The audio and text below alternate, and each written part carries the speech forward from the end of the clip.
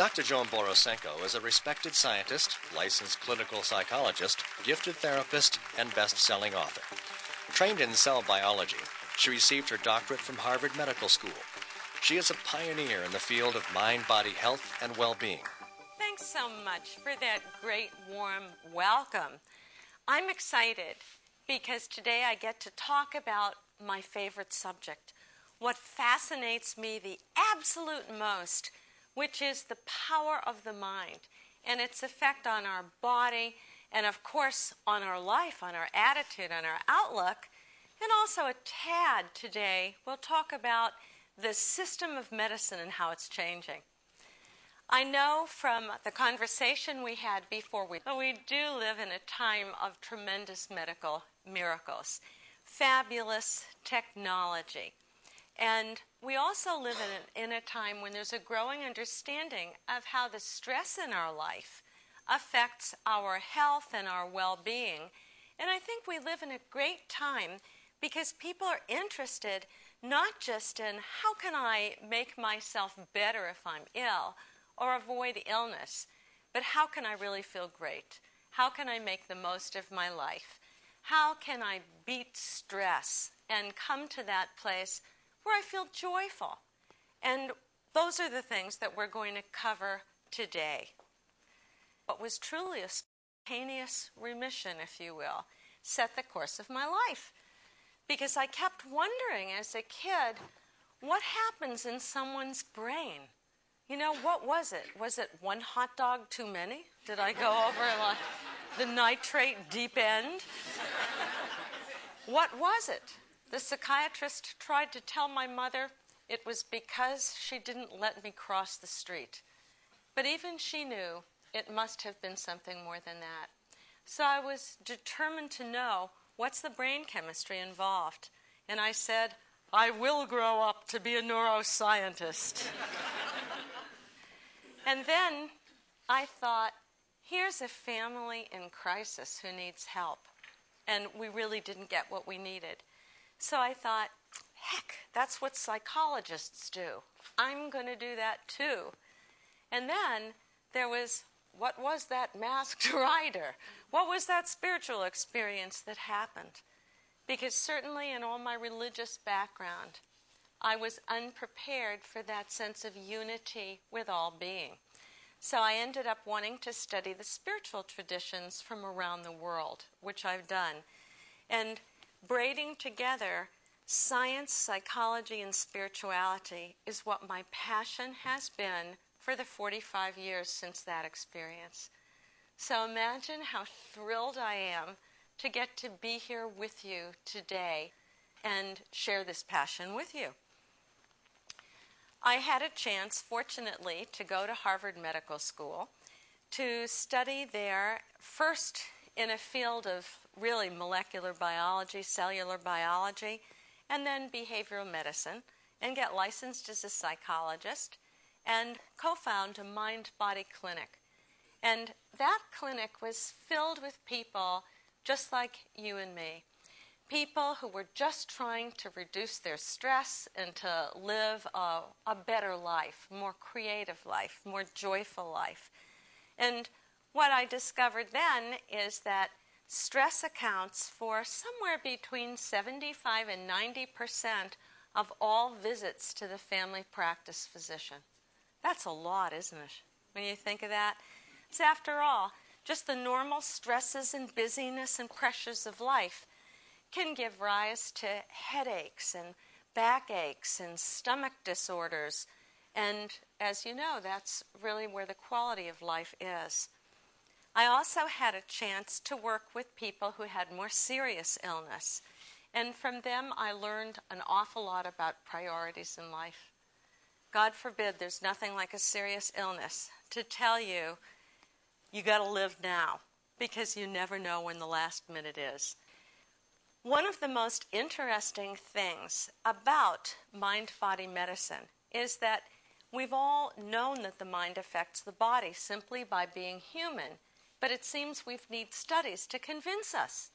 So, for example, how many of you blush easily? Anybody blush? I know I blush easily. And there's the mind-body connection. You have a thought, and right away it changes the vasodilation of your blood vessels, and you blush. Or maybe you've gone to the dentist with a terrible toothache, and the minute you get into the waiting room, it goes away. All kinds of mind-body examples. When I was little, I saw a fabulous example of this. My kids are in the audience. Do you guys remember Uncle Duck? Sure. Yes, they remember. Uncle Duck was actually Uncle Dick. And my Uncle Dick was famous in our family because he hated cheese. Once he'd eaten it and it had made him sick.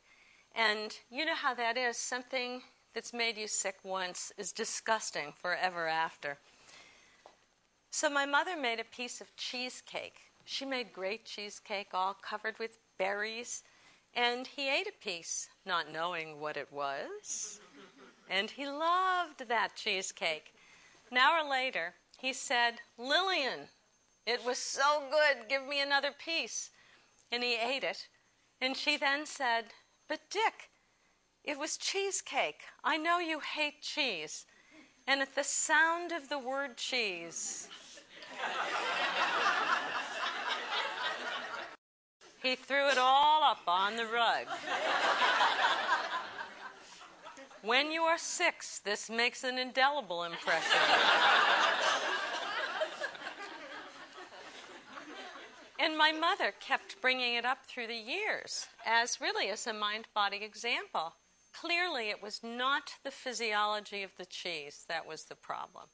It was a thought about the cheese. The mind is so powerful. It is an amazing thing that our thoughts about life can affect our body. And if you think your thoughts about cheese are powerful, your thoughts about yourself and where you stand in the family of things are even more powerful.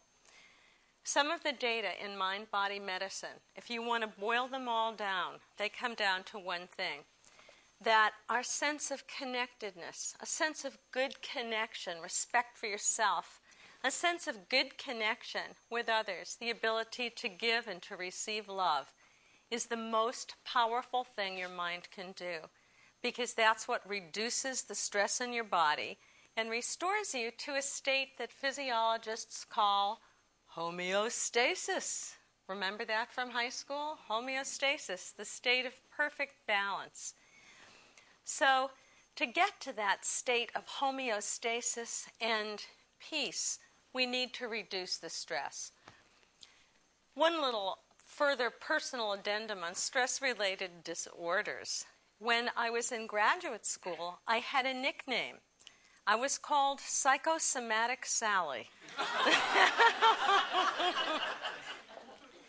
And I had just about every stress-related disorder that had been reported in the literature. So I had high blood pressure, rapid and irregular heartbeat, migraine headaches, irritable bowel syndrome, which is like having a migraine headache of your lower parts, and low back pain, Meniere's disease, which makes you dizzy, and anxiety attacks.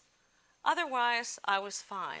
None of the doctors that I went to could do anything. What I did was I collected a prescription from each specialist, and not a single one said, "Hey, who are you? And how are you really? What is it that makes your heart sing? What is it that gives you joy? How do you think you're doing in your life? What are your relationships like?"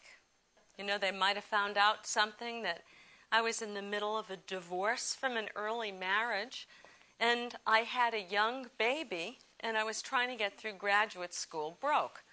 This might have been part of the problem. But nobody asked. And that's often what we complain about in medicine, isn't it? We just want to be seen as human beings. What happened was that I had a graduate student friend in physiology at Harvard, and he did a wonderful thing. He said, "Joan, the only trouble